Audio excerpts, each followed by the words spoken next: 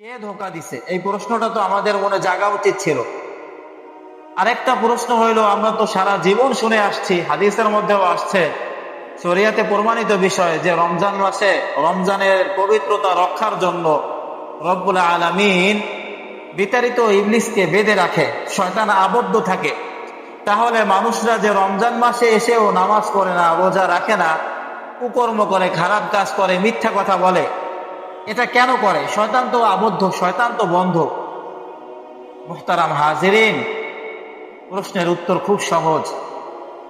ইবলিস যখন আরশ মহল্লায় ছিল, সিদরাতুল মুনতাহার আশপাশে ছিল, আদম নবী আলাইহিস সালাতু ওয়াস সালামকে বানাইছে। রব্বুল আলামিন বলেন, ওয়া ইয ক্বালা রাব্বুকা লিল মালাইকাতি ইন্নী জাইলুন ফিল আরদি খলিফা।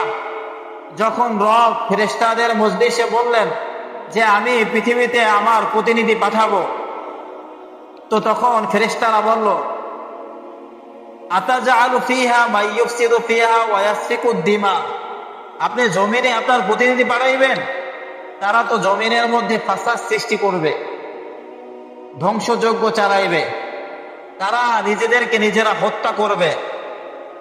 আপনি পৃথিবীতে যে মানব জাতিকে পাঠাইবেন আপনার জিকির করার জন্য, আপনার ইবাদত করার জন্য, আপনাকে ডাকার জন্য?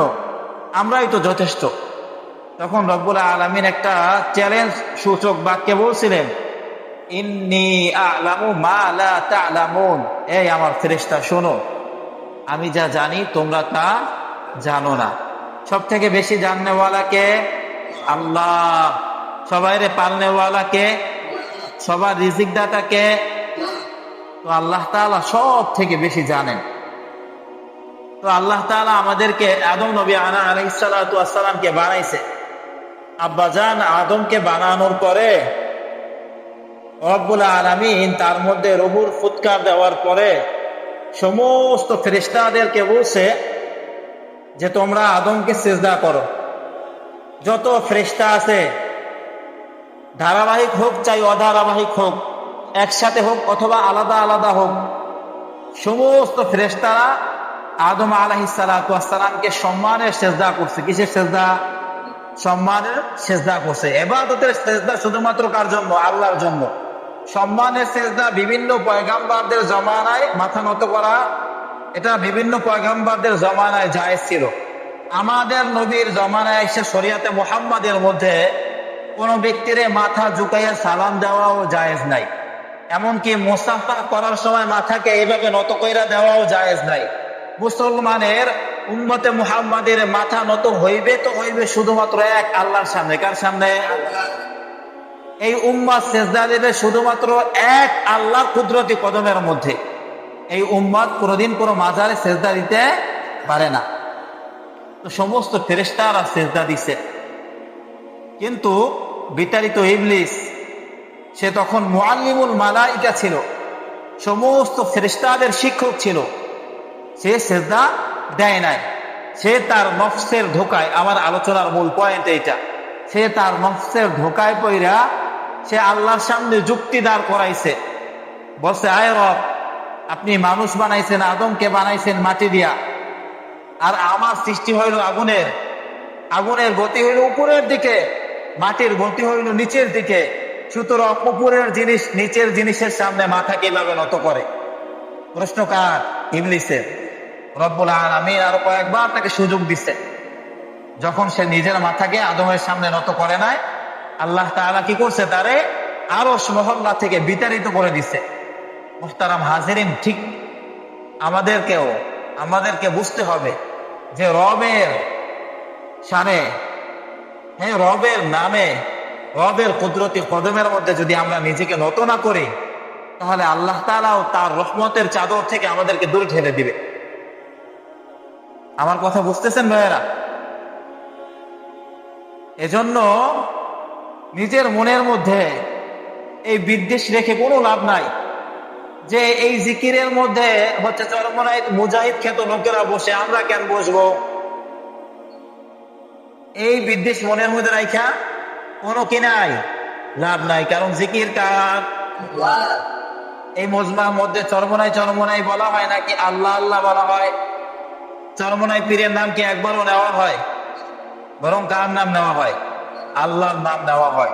সুতরাং সহজ ভাবে বুঝি, হক্কানি ভাবে এবং শরিয়াতে মুহাম্মাদির অনুমোদিত নিয়মে যারাই চলবে তাদের পক্ষেই আমরা সবাই আছি, ঠিক কিনা বলেন? এজন্য জিকির আল্লাহ, জিকির আল্লাহ। পারলে প্রতিদিন সকাল বিকাল করতে হবে, না পারলে অন্তত সপ্তাহে একবার জিকির করতে হইবে। মুহতারাম হাজিরিন, বোঝার চেষ্টা করেন। আল্লাহ নবী সাল্লাল্লাহু আলাইহি সাল্লাম নিজে হাদিসের মধ্যে বলেন, লিকুল্লি শাইইন সিকালা, এই পৃথিবীতে যত বস্তু আছে প্রত্যেকটা বস্তুকে পরিচ্ছন্ন করার একটা আলাদা বস্তু আছে, তাই না? ডাকুরাল যখন অনেকদিন মাটিতে পড়ে থাকে, এই পড়ে থাকার ফলে এটার মধ্যে কি ধরে? মরিচিকা ধরে, তাই না? মরিচিকা ধরার পরে এটাকে ধার করার জন্য কোথায় নেওয়া হয়? কামারের কাছে। কামার ওইটারে কি করে? আগুনের মধ্যে পোড়া দেয়। পোড়া দেওয়ার পরে ওইটার মধ্যে জোরে জোরে কি করে? গায়ের শক্তি দিয়া বাড়ি দেয়, দেয় না? আল্লাহ রাসূল বলেন, লিকুল্লি শাইইন সিকালা ওয়া সিকালাতুল কুলুবি যিকরুল্লাহ। প্রত্যেকটা জিনিসের কি আছে? পাক করার, পবিত্র করার, জং ছাড়ানোর একটা আলাদা বস্তু আছে। ঠিক মানুষের কলবের মধ্যে, হৃদয়ের মধ্যেও জং ধরে, অহংকারের মতো বস্তু আসা হৃদয়ের মধ্যে বাসা বাঁধে, কিবের মতো বস্তু আসা মানুষের হৃদয়ের মধ্যে বাসা বাঁধে, হিংসা মানুষের হৃদয়ে বাসা বাঁধে, পরনিন্দা মানুষের হৃদয়ে বাসা বাঁধে, অন্যকে দেখতে না পারা, অন্যকে শ্রদ্ধা না করা, ইবাদতের প্রতি মনোযোগী না হওয়ার বিষয়গুলো অন্তরের মধ্যে বাসা বাঁধে, শয়তানের কুমন্ত্রণা অন্তরের মধ্যে বাসা বাঁধে। এটাকে বিতাড়িত করতে হবে, দূর করতে হবে কিসের মাধ্যমে? আল্লাহ তাআলার জিকিরের মাধ্যমে। যখন আল্লাহ আল্লাহ আল্লাহ বলিয়া, লা ইলাহা ইল্লাল্লাহ লা ইলাহা ইল্লাল্লাহ বলিয়া কলবের মধ্যে ধাক্কা মারা হইবে, তখন কলবের জমগুলো আস্তে আস্তে কি হয়ে যাবে? দূর হয়ে যাবে, ছুটে যাবে। সপ্তাহে একবার খুব ভালোভাবে করতে পারলে, তাহাজ্জুদের 2 রাকাত 4 রাকাত সালাত করে জিকির করতে পারলে দেখবেন অন্তরের মধ্যে এত প্রশান্তি লাগে, এত প্রশান্তি লাগে। এই প্রশান্তি শুধুমাত্র তারাই পাইবে যারা ভোর রাতে তাহাজ্জুদের পরে জিকির করছে, তারাই পাইবে। যারা এই জিকিরের মজমাগুলোর মধ্যে বৈশা বৈশা আল্লাহরে হচ্ছে যাইয়া একদম একাগ্র চিত্তে দুনিয়ার সমস্ত চিন্তাধারা বাদ দিয়া আল্লাহ তাআলারে নিজের কলবের মধ্যে নিয়া, হৃদয়ের মধ্যে নিয়া, আর এই চিন্তা বারবার কইরা যে আল্লাহ তো আবার মিন হাবলিল ওয়ারিদ, একদম হচ্ছে শাহরকের কাছে আছে, এই চিন্তা কইরা যারা আল্লাহরে আল্লাহ বইলা ডাক দিবে, তারা এই মজাটা পাইবে। তারা এই মজাটা। মুহাম্মদ ইবনে হাসান শাইবানী রাহিমাহুল্লাহ, উনি ভোর রাত্রে কিতাব পড়তেন, খুব কিতাবের পাগল ছিলেন, পড়ার পাগল ছিলেন। তো পড়ার ফাঁকে ফাঁকে উনি জোরে চিৎকার দিয়া বলে উঠতেন, আইনা আবনা ইল মুলুক মিন হাযিহিল লাজ্জাত, এই রাজা বাদশাদের পোলাপান, তোমরা কোথায়? এই যে কিতাব পড়ার মধ্যে যে এত মজা, এই মজা থেকে তোমরা এখন কোথায়? ঠিক অনুরূপ ভাবে যে ব্যক্তিরা তাহাজ্জুদে জিকির করে, ভোর রাতে জিকির করে, সকাল সন্ধ্যা জিকির করে, তারা যেই মজা পায় আল্লাহর নামের মধ্যে, ওই মজা ভাই 5 কোটি 10 কোটি টাকার মধ্যে নাই। 5 কোটি 10 কোটি টাকার মধ্যে নাই। যদি এই মজা 5 কোটি 10 কোটি টাকার মধ্যে থাকতো, আরামের মধ্যে, আয়েশের মধ্যে, রাজপ্রাসাদের মধ্যে, মহলের মধ্যে থাকতো, তাহলে বলখের বাদশার নাম আপনারা সবাই শুনছেন। হ্যাঁ, ওরে ওনার রাজপ্রাসাদ ছাইরা দিয়া জঙ্গলে চলে যাইতেন না। মুহতারাম হাজিরিন, ইসলামের প্রত্যেকটা জিনিস মানব জাতির উপকারের জন্য। ইসলামের প্রত্যেকটা জিনিস মানব জাতির উপকারের জন্য। সালাম মানব জাতির উপকারের জন্য, সালামের উত্তর দেওয়া মানব জাতির উপকারের জন্য, মিসওয়াক মানব জাতির উপকারের জন্য, রাতে তাড়াতাড়ি ঘুম যাওয়া মানব জাতির উপকারের জন্য, ঘুম থেকে খুব সকালে জাগ্রত হওয়া মানব জাতির উপকারের জন্য। ইসলামী শরিয়াত এমন একটা শরিয়াত, এটা যদি কেউ পূর্ণভাবে মানে, পূর্ণভাবে ফলো করে, তাহলে উপকারই হইবে, ফায়দাই হইবে। ঠিক অনুরূপ ভাবে জিকির, আজকাল এই যা আছে এগুলা হইছে মানব জাতির কল্যাণের জন্য, আমাদের উপকারের জন্য। আমাদের অনেক সময় চিন্তা আসে, পেরেশানি আসে, হতাশা আসে, ভাল লাগে না, কি করব, কাজে মন বসে না, ইবাদতে মন বসে না, তখনই কি করতে হইবে? বেশি বেশি আল্লাহ তাআলা তাসবিহ পাঠ করতে হইবে, সকাল সন্ধ্যা তাসবিহ পাঠ করতে হইবে। আমার কথা বুঝতেছেন ভাইরা? এর পাশাপাশি আরো গুরুত্বপূর্ণ একটা কথা হইল বুখারী শরীফের হাদিস। আল্লাহ নবী সাল্লাল্লাহু আলাইহি ওয়াসাল্লাম বলেন, আল আইনু হাক্কুন, বদনজর সত্য, বদনজর সত্য।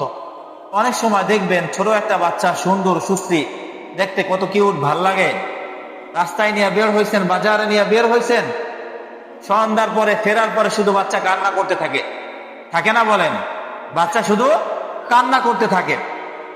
একটা অন্য বাসার মহিলা হঠাৎ এসে বাচ্চাটা দেখছে, দেখে কইছে, ওরে আল্লাহ রে, কত সুন্দর একটা বাচ্চা, হ্যাঁ এত সুন্দর পোলাপানও হয়, এই কথা বলছে।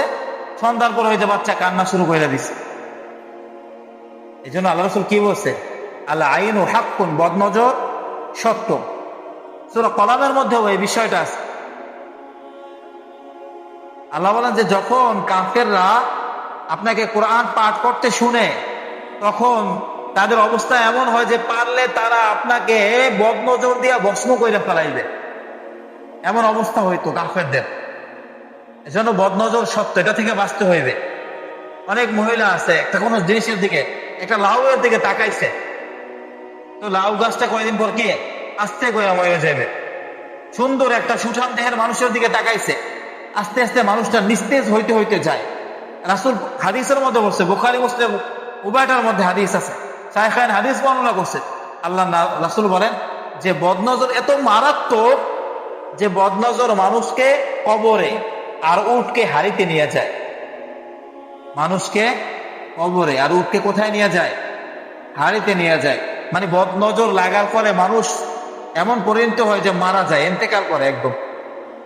আবার বদনজরের ফলে গরু, ছাগল, উট, মহিষ, ভেড়া এগুলো থেকে বদনজর দেওয়ার ফলে একদম হচ্ছে যে এগুলো নিস্তেজ হয়ে যাইতে থাকে। তারপরে মালিক বাধ্য হইয়া কি করে? এটারে জবাই দিয়ে দেয়। এজন্য বদনজর কি বলেন? সত্য। বদনজর থেকে কি করতে হইবে? আমাদের বাঁচতে হইবে। বদনজর থেকে বাঁচার উপায় কি?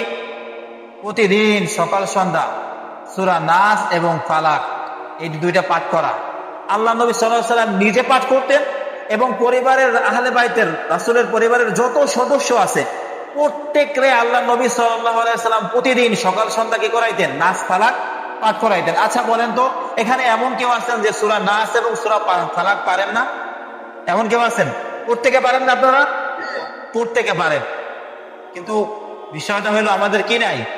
আমল নাই। কি নাই? আমল নাই, অভ্যাস নাই। আল্লাহ রাসূল সাল্লাল্লাহু আলাইহি ওয়াসাল্লাম আরো কিছু দোয়া করতেন। আউযু বিল্লাহি বিকালিমাতি